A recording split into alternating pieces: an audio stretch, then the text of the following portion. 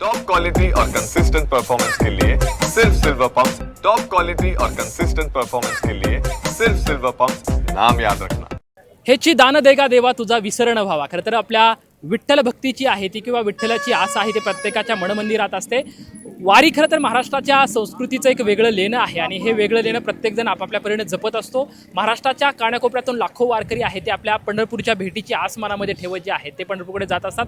खरं तर याच पंढरपूरच्या वाटेवरती वारीच्या वाटेवरती काठेवाडीमध्ये एक विलक्षण सोहळा याची देही याची डोळा अनुभवा असा विलक्षण सोहळा होता, तो म्हणजे मेंढ्यांचं रिंगण। आणि जे मेंढ्यांचं रिंगण होतं, ज्यांच्या मेंढ्या आहेत त्या सध्या मेंढपाळ सध्या आपल्यासोबत आहेत, आपण त्यांच्यासोबत चर्चा करणार आहोत। खरं तर एक विलक्षण असा सोहळा काठेवाडीमुळे मेंढ्याचा हा या ठिकाणी साजरा होतो। काय या पाठीमागचं वेगळंपण आहे? एक जे सांगायचं पाठीमागचं वेगळंपण, जे आमच्या आज्यांनी आमच्या वडिलांनी आणि तिथून पुढे आम्ही जे चालू केलेलं आहे पहिल्यापासून, आमच्या इथून मागे सुद्धा आम्ही संत तुकाराम महाराजांच्या पालखीला रिंगण टाकायचो। पण बकरी काही वेळेस आमच्या आजारी पडायची, 10 मारायची 10 जागायची। मग आम्ही एक वेळ असं केलं की इथं काकडे टाकलं पालखीला की बाबा आमच्या बकऱ्याला काय होतं, आम्ही दरवर्षी तुमचं रिंगण शेवटपर्यंत जवळ सूर्य आणि चंद्र आहे तवर देखील आम्ही रिंगण करू। असं करता करता बरेच वर्ष मागच्या वर्षी बी झाली, त्याची आता येणारही झाली चालू। पहिल्यापासून पिढीने पिढी आमचं ही चाललेलं आहे। मग 250-300 वर्षाची जवळ गोष्ट चाललेली आहे सनी ही। आणि असताना तुम्हाला सांगतो की माझे मित्र सहकारी आहेत, एक विकास केसकर असन, राजेंद्र मासाळ असन, पाटोळे असत्यान, गुलाब मानवर असत्यान, सोमनाथ माने असत्यान, म्हणजे सर्वचे आम्ही एकत्र समजा 16 पास करतो। आणि त्यामुळे आम्हाला आनंद मोठा आहे, आमच्या कुटुंबाला, आम्हाला, आमच्या मित्राला सुद्धा आनंद आहे, त्या काटेवाडी गावाला बी आनंद आहे की बाबा सोमनाथ माने तुम्ही अतिशय मोठा सोहळा गाजवता म्हणून काय वर्षे। तर आपल्या अस्तित्वाचा जो आधार असतो तो विठ्ठल असतो आणि त्या विठ्ठलाभोवती आपण कायमच पिंगा घालत असतो।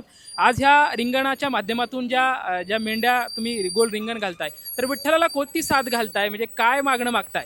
मागणं फक्त की आमच्या विठ्ठलाला आम्ही एवढंच म्हणतो की आमच्या बकऱ्यांना मर्जर नसू नये, ही पानमाळ आहे, मरत्यात तेवढी जगत्यात तेवढी पानमाळा असल्यामुळे त्यांना म्हणतो की आमची बकरी सुखा आणि समाधानी राहावा आणि आम्हाला चांगले त्यातनं पैसे मिळावा। या आम्ही एवढं आमची भूमिका आहे पहिल्यापासून काटेवाडीकरांचं, आमचं म्हणजे मेंढक्यांचं धनगर समाजाचं। जे संत संप्रदाय आहे त्या संत संप्रदायाने कायमच सहिष्णुतेचा धर्म शिकवला, मानवतेचा शिकवला, एकतेचा शिकवला, म्हणजे सर्वांना सामावून घेणारे आहे ते, म्हणजे प्राणीमात्रावरती सुद्धा दया करा, प्रेम करा असा हा भाव म्हणजे संतांनी सांगितला आणि तो आपण जपतोय। आज सध्या या मेंढ्यांच्या रिंगणाच्या माध्यमातून त्याची प्रतीची आपल्याला या ठिकाणी येते। हे मेंढ्याचं रिंगण आयोजन करणारा काय म्हणा तुमच्या भावना असतात? भावना म्हणजे एक सांगायचं, हे पहिल्यापासून आमच्या वडिलांनी सुद्धा आम्हाला सांगितलं, बाबांनो ज्या टायमाला आमचं वडील खाली झोपल्यानंतर म्हणले रिंगण कधी हुकवायचं नाही। काय आम्ही आमच्या काळामध्ये काकडे टाकलेलं आहे, देवाला मागणी मागली संत तुकारामला, पण रिंगण बंद करायचं नाही देखील म्हणून आम्ही रिंगण मॅच चालवलेलं आहे अजून। हो, म्हणजे पहिल्यापासूनच रिंगण बंदच नाही आमचं। आम्हाला एवढं की फक्त आमच्या काटेवाडी गावात आमच्या रिंगण मला करण्याचा शिवर भागच नाही। मला पत्रकार तुमच्या लोकांचा सर्वांचा फोन आलं, पण मी बाहेर होतो, तरी येऊन बकरी धुवून कलर मारून वर माळा बोलावलं नाही, समजायला येते तो म्हणून का आली नाहीत। मग माझं दुसरं रिंगण झालं, पहिलं नातेवाईकांचं झालं, पण रिंगण आम्हाला करल्याशिवाय आम्हाला जमणार नाही। धनगर समाजाचा बकऱ्याला आमचा व्यवसाय आहे।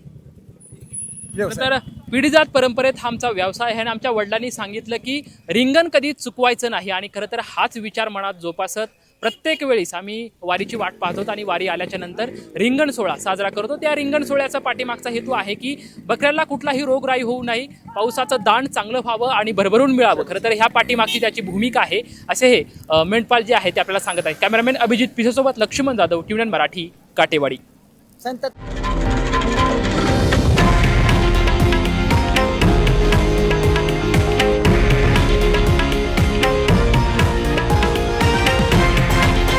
हे आहे देशातील नंबर 1 न्यूज नेटवर्क आणि आपण पाहत आहात TV9 मराठी, एकमेव।